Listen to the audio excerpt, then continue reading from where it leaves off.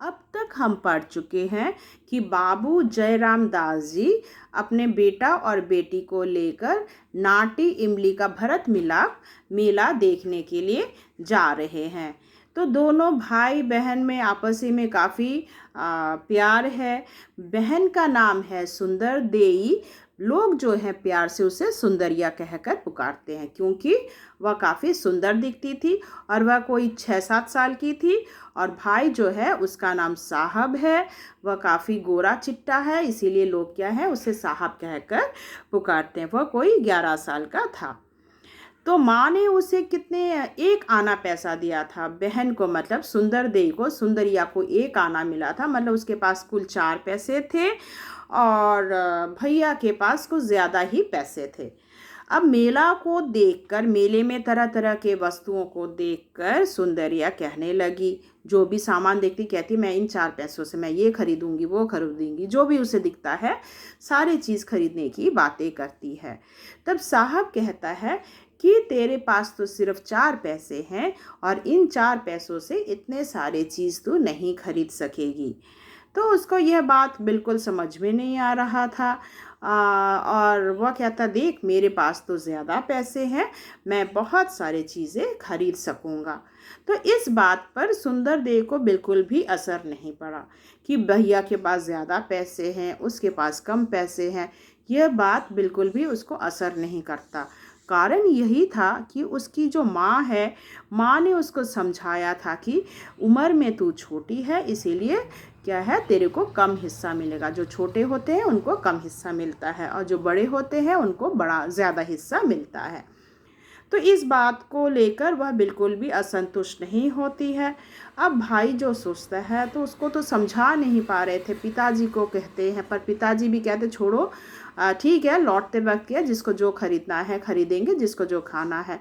अब तब भैया जो हैं क्या है उसको मदरसे के मौलवी के तरह या निचले दर्जे के जो मास्टर जी होते हैं उसकी तरह क्या है बहन को समझाने लगा कि तुम्हारे पास 4 पैसे हैं और इन 4 पैसों से 4 ही चीज़ें आएंगी, जबकि मेरे पास क्या है ज़्यादा पैसे, मैं जो जो खरीदना चाहता हूँ 1 पैसा 2 पैसा 3 पैसा क्या है हाथ पर देकर समझाने लगते हैं।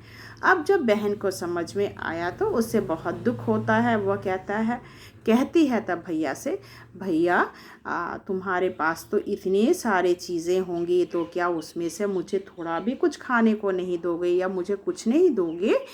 इस बात पर क्या है साहब को काफ़ी लज्जित होना पड़ा। तो ये अगर आता है, ये इम्पॉर्टेंट लाइन है कि सुंदर की इस बात पर साहब को लज्जित होना पड़ा, तो ये कारण तुमको लिखने के लिए आ सकता है। बहुत ही इम्पॉर्टेंट कोटेशन है। आगे हम पढ़ेंगे, आप लोग पृष्ठ संख्या 80 खोलिएगा। एक दिन शाम को साहब के बड़े भाई श्री राम दिन के उजियाले में बैठकर किताब पढ़ रहे थे। तो भैया जो है क्या पढ़ रहे थे, किताब पढ़ रहे थे। दिन के संध्या समय, मतलब दीपक जलाकर, दिया जलाकर किताब पढ़ रहे थे। इतने में साहब और सुंदर दोनों आकर वहीं बैठ गए। भैया को पढ़ते हुए देखकर क्या है दोनों आकर बैठ जाते हैं।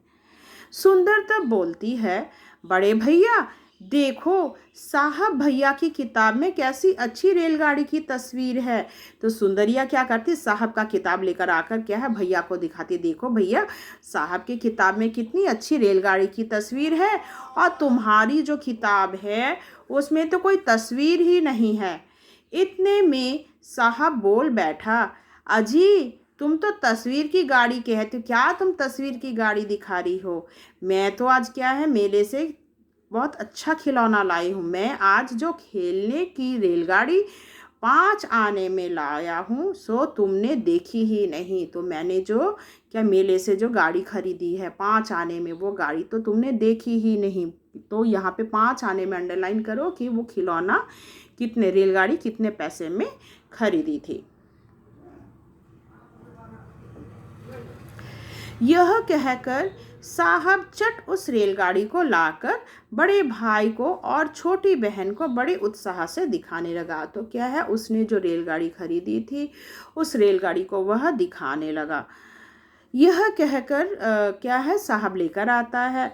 अब सुंदरिया भी क्या करती है, उसने जो मिट्टी का खिलौना खरीदा था वो भी झटपट जाती है और जाकर खरीद कर लाती है। मिट्टी का खिलौना खरीदा था वह भी चट उस खिलौने को ले आई। सुंदर के इस काम पर साहब हंसकर बोले, तो साहब को हंसी आ जाती, क्या मिट्टी का खिलौना दिखाने लाई है, 1 पैसे का मिट्टी का खिलौना लेकर चली है दिखाने। तो उसको बहुत इंसल्ट करते, 1 पैसे का क्या है खिलौना, मिट्टी का खिलौना दिखाने आई है, देखो मेरी गाड़ी में चाबी लगी है, लगा देने से कैसी दौड़ती, तो मेरा जो गाड़ी है देखो क्या है, चाबी लगा देने से कैसी दौड़ती है। सुंदर बेचारी उदास होकर बड़े भाई की तरफ देखने लगी। तो सुंदर कुछ रिप्लाई नहीं देती, बड़े उदास ढंग से क्या है वह भैया की तरफ देखने लगती, उसे बुरा लगता है, भाई 1 पैसे का खिलौना क्या दिखाने आई है।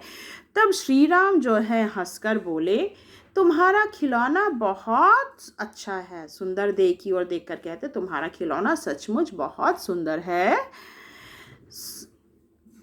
साहब तो पूरा बेवकूफ़ है, और कहा कि साहब वह तो बिल्कुल बेवकूफ़ है, नाहक 5 आने पैसे दूसरे देश के कारीगर को दे आया। फालतू में क्या है, पैसा कहाँ देकर आया, विदेश वालों को देकर आया, दूसरे देश के कारीगर को दे आया।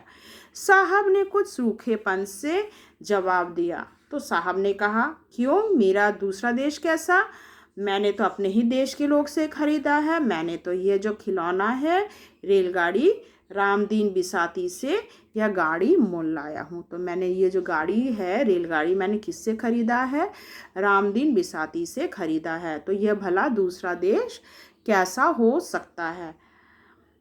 तो आगे हम पढ़ेंगे, देखो आशा करती हूँ यहाँ तक समझे हो।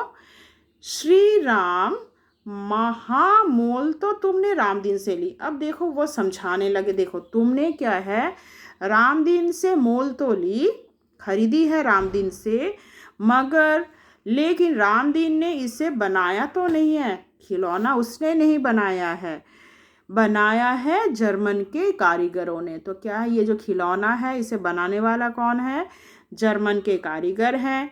आखिरकार तुम्हारा नहीं तो बिसाती का पैसा उसके यहाँ गया कि नहीं, आखिर क्या हुआ, तुम्हारा पैसा हो या रामदीन बिसाती का पैसा, ये कहाँ गया, जर्मन के कारीगर के पास गया। इसीलिए क्या है, ये खिलौना तुमने खरीदा मगर पैसा क्या है, जर्मन वालों के पास ही गया। वे लोग तो हर तरह के मोटे ताजे हैं और बेचारे यहाँ के जो कुम्हार और कारीगर हैं उन्हें दिन भर में नमक रोटी भी मुश्किल से मिलती है। वे लोग यदि 5 आने पैसे पावें तो उनको पेट भर खाने को मिल जाए। अगर क्या है, उन लोगों को अगर 5 आना पैसा मिलता तो क्या है, वे पेट भर के कम से कम खा तो पाते, मगर जो पैसा है हमारे देश के कारीगर को कुछ नहीं मिलता, विदेशी लोग लेकर चले जाते और हमारे यहाँ के कारीगर जो हैं दुबले पतले होते जा रहे हैं। खैर सुनो साहब, इस समय हम तुम्हें कुछ ना कहते, ना तुम्हें रंज होता, मैं तुम्हें आज कुछ नहीं कहता, ना ही तुम्हें कोई गुस्सा आता, किंतु परमेश्वर का यह नियम है, इसको अंडरलाइन करोगे, परमेश्वर का यह नियम है कि जो दूसरे किसी को नीचा दिखाना चाहता है वह पहले आपको ही नीचा देखता है। तुम दूसरे को नीचा दिखा रहे थे, अपनी बहन को नीचा दिखा रहे थे, इसीलिए क्या है, तुम्हें नीचा देखना पड़ रहा है। आशा करती हूँ यहाँ तक समझ में आया होगा। तो बाकी जो है मैं आपको नेक्स्ट पार्ट में पढ़ाऊँगी। धन्यवाद।